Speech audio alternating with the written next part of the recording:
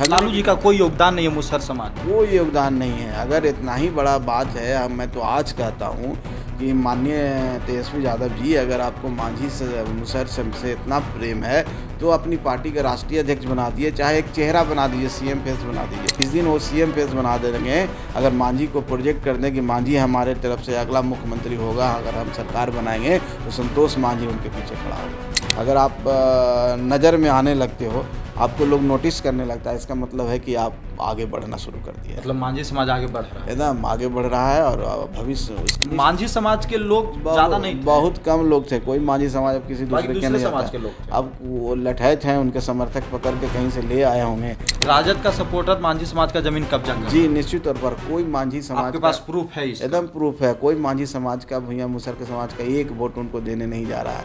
नमस्कार, आप देख रहे हैं लाइव सिटीज। मैं हूं आपके साथ सौरभ राज। तेजस्वी यादव ने हाल ही में मुसहर भुइयां एक कार्यक्रम को संबोधित किया और उनका साफ साफ कहना था कि जब तेजस्वी यादव मुख्यमंत्री बनेंगे तो उनके समाज के साथ न्याय करेंगे। अभी तक बिहार में मुसहर भुइयां समाज के साथ न्याय नहीं हुआ है। मेरे साथ बात करने के लिए संतोष मांझी हैं, इनसे बात करेंगे। आप लोग जिस समाज का नेतृत्व करते हैं, आपके पिताजी के ऊपर लगातार ये कहा जाता है कि मांझी समाज के सबसे बड़े नेता हैं, लेकिन अब तेजस्वी यादव की नज़र आपके समाज के वोट बैंक के ऊपर है और वो ये कह रहे हैं कि जब वो सत्ता में आएंगे, तेजस्वी यादव मुख्यमंत्री बनेंगे तो उन लोगों के साथ न्याय करेंगे। देखिए, जहाँ तक इस समाज की बात कर रहे हैं, भैया मुसहर समाज की बात कर रहे हैं, लालू जी को बिहार ने 15 साल दिया, लालू राबड़ी जी को, और उनका नारा उस समय हुआ करता था, वो शुगर चलाने वालों, चूहा पकड़ने वालों। तो वो सिर्फ नारा दे के ही रह गए और वो चाहते ही थे कि ये समाज शुगर ही चराता रहे और चूहा ही पकड़ता रहे। कभी अगर उनको इच्छा रहती तो समाज को आगे बढ़ाने का काम करते, उस समाज के नेता के लोगों में नेता पैदा करने की कोशिश की। लालू जी कभी ऐसा कर नहीं पाए।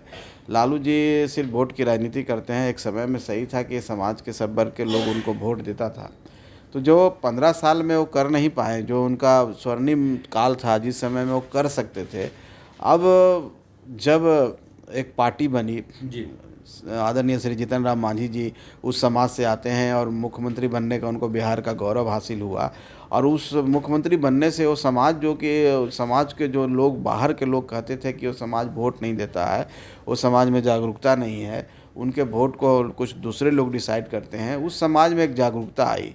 और हम लोग जब पार्टी बनाए, उनकी बात करने लगे, उनको हम मंच देने लगे, उनको हम आगे करने लगे, तो राजनीतिक भागीदारी के लिए भी वो परेशान होने लगे और राजनीति में अपनी भागीदारी बढ़ाने के लिए भी वो समाज आगे आने लगा, पढ़ने लिखने लगा और नौकरियां भी लगने लगी।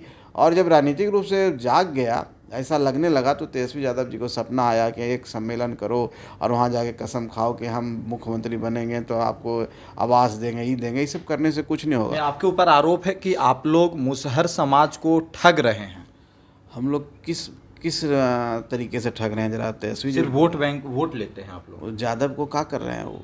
अगर हम ये कहें कि आप यादव को ठग रहे हैं तो वो बात भी कहेंगे कि हम गलत बोल रहे हैं। हम क्या उस समाज को, वो समाज, हमारा समाज, जिस समाज से हम लोग आते हैं बिहार में, सामाजिक दृष्टिकोण से देखें, अगर राजनीतिक दृष्टिकोण से देखें, आर्थिक, शैक्षणिक, किसी भी तरीके के इंडिकेटर से सबसे अभी नीचे पैदान पर हम उस समाज को आवाज़ देने की कोशिश किए, उस समाज को मंच देने की कोशिश किए, उस समाज के लोगों को विधायक बनाने का हम काम किए हैं। उनको चुनाव लड़ने को सोचते नहीं थे, उनको हम प्रेरित किए। आप देखेंगे जब से मेरी पार्टी बनी है और आप सर्वे कर लीजिए चुनाव लड़ने का, तो पहले सिर्फ एक कम्युनिटी के, दलित में 1 या 2 कम्युनिटी के लोग चुनाव लड़ते थे, अब उस समाज के लोग सब जगह लड़ने लगे। तो हम राजनीतिक रूप से प्रेरित किए हैं, वो राजनीतिक रूप से नज़र आने लगे हैं। इसका श्रेय जीतन राम मांझी जी को जाता है। आज उस समाज को दुनिया में लोग जानने लगा, देश में जानने लगा, जीतन राम मांझी जी को जाता है, दशरथ मांझी जी को जाता है। उसमें लालू जी का कहाँ योगदान है?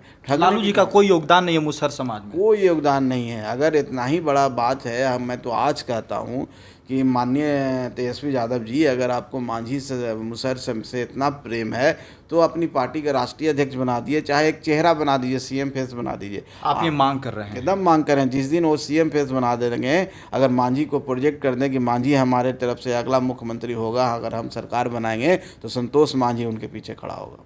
तेजस्वी यादव के पीछे निश्चित तौर पर इस समाज, अगर इस समाज के लिए अगर वो कुर्बानी देते हैं, मुख्यमंत्री के रूप में उसको प्रोजेक्ट करते हैं इस समाज को, तो सिर्फ कहने से कुछ नहीं होता है, करके दिखाएं, इतना बड़ा दिल दिखाएं, तो तेजस्वी यादव जी का हम प्रशंसक बन जाएंगे। आज के समय में आपका समाज, मुसहर भुइयां समाज, कहाँ पे खड़ा है? देखिए, ये समाज उठ रहा है, अपने अस्तित्व को समझने लगा है, आगे बढ़ने के लिए प्रेरित है। और हम समझते हैं कि जो समाज जाग जाता है और उसके अंदर ये भावना आ जाती है तो निश्चित तौर पर आने वाला समय 5 साल हो सकता है, 10 साल हो जाता है, ये समाज भी अपनी भागीदारी सुनिश्चित करेगा। और हमारी इतनी संख्या है जिसको कम अक्तर करके भी नापा गया, उसके कारण बहुत सारे हैं। कारण ये है कि पलायन की समस्या है, माइग्रेशन की समस्या है। जिस समय होता है, सर्वे होता है, कुछ होता है, तो उनकी संख्या कम से कम 30% नहीं रहती है। तो हमारी जितनी संख्या है और हमारा जो वजूद है वो हमको अभी तक उस लायक नहीं मिला, लेकिन ये समाज अब जागने लगा है। इसका कारण है कि हम लोग ने जो मुहिम छेड़ी है, पार्टी ने जो विचारधारा रखी है और हम सब जगह जा रहे हैं, उनके पास जा रहे हैं, उनको जगाने की कोशिश कर रहे हैं। ये समाज धीरे धीरे जाग रहे हैं। आने वाला 5 साल 10 साल के बाद देखिएगा कि इनकी राजनीतिक भागीदारी भी सुनिश्चित होगी, इनको हक अधिकार भी मिलेगा और इतना आगे बढ़ जाएंगे कि जितने भी सभ्य समाज हैं, जो भी बड़े समाज हैं, उनसे वो कंधा से कंधा मिला सकते हैं और अपनी राजनीतिक आवाज़ उठा सकते हैं, अपने अधिकार ले सकते हैं। तो समाज का जागने का समय आ गया। इसीलिए तो सब ये सब पार्टियां सब सम्मेलन करने में लगी हुई है। सबकी नज़र है आपको। हाँ, इसलिए नज़र अच्छी बात है ना। अगर आप नज़र में आने लगते हो, आपको लोग नोटिस करने लगता है, इसका मतलब है कि आप आगे बढ़ना शुरू कर दिया। मतलब मांझी समाज आगे बढ़ रहा है, एकदम आगे बढ़ रहा है और भविष्य आपके पास तो 5-6% वोट भी है सर। हाँ जी, निश्चित तौर पर समाज के पास निश्चित तौर पर वोट है। और मैं तो कह रहा हूँ कि हमारा जितना वोट है, हमारी जितनी जनसंख्या है, उसकी गणना नहीं है। गणना इसलिए नहीं है कि हम लोग सही से एक जगह रह नहीं पाते हैं। माइग्रेशन की समस्या है समाज में।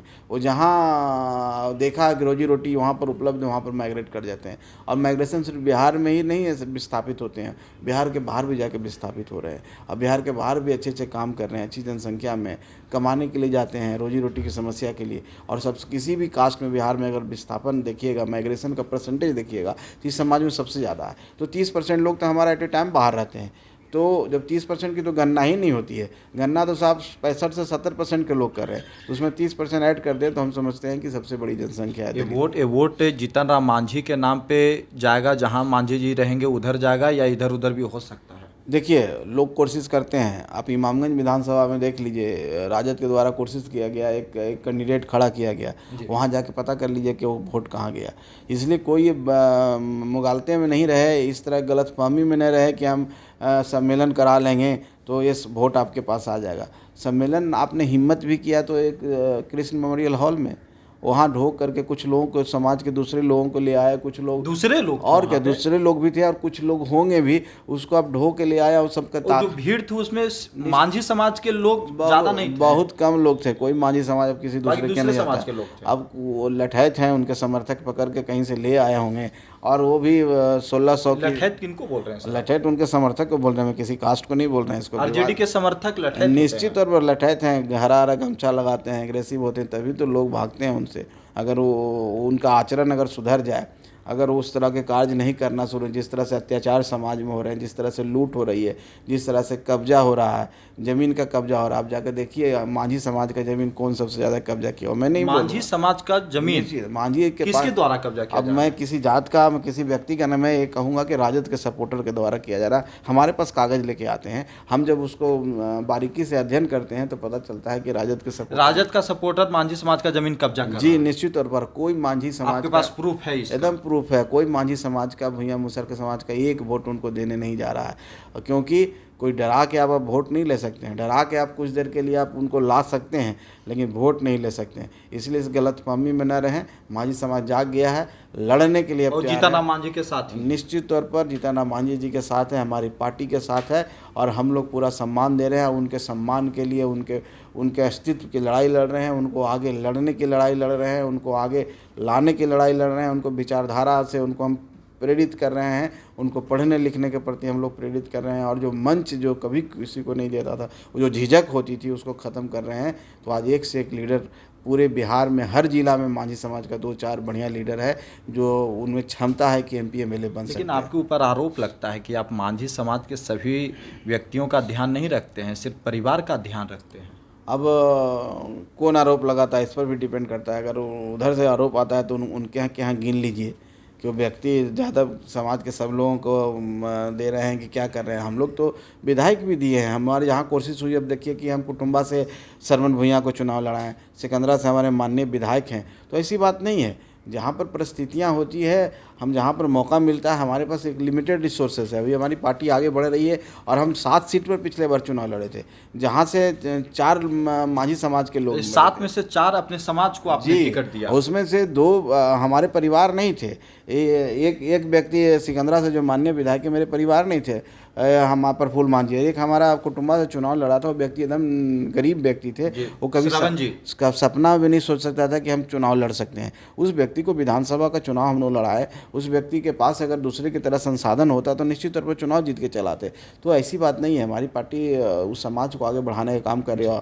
अब बिहार में ऐसी पहली पार्टी है हम हिंदुस्तानी मोर्चा जो कहती है कि हम गरीबों की पार्टी हैं और गरीब की आवाज़ उठाते हैं, जो किसी समुदाय के हों, उनके लिए हम एडवोकेसी करते हैं। उसमें माझी समुदाय बिहार में सबसे गरीब है, इस बात को हम लोग मानते हैं। उनके लिए निश्चित तौर पर ज़्यादा काम करते हैं। बाकी हम लोग सबको लेके काम। चलिए, शुक्रिया सर, थैंक यू हमारे साथ बात करने के लिए। धन्यवाद।